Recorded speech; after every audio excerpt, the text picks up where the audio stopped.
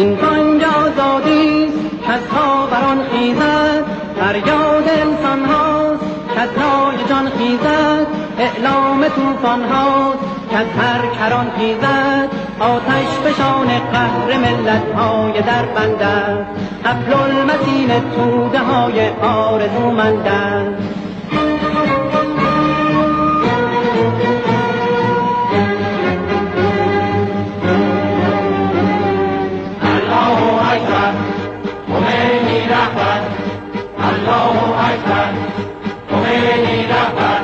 دشمن بداند ما موج خروشانیم، رایده بحریم فرزند طوفانیم، در سنگر اسلام بگذشته از جانیم، بازو به بازو صف به صف ما آهنین چنگیم، سنگر به سنگر جان به کف آماده جنگیم.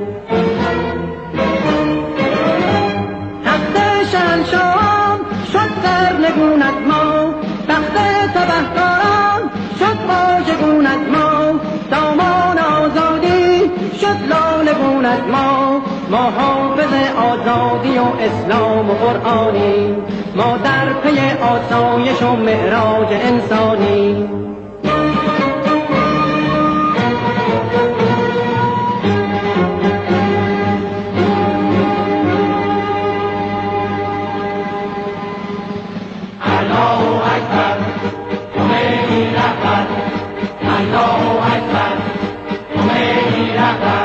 ما در ره اسلام پیمان خون بستیم، زنجیر استعمار مردان بگسستیم، از دام اهریمن با یاد حق رستیم، ما نغمه الله اکبر بر زبان داریم، ما چون خمینی رهبری روشن روان داریم.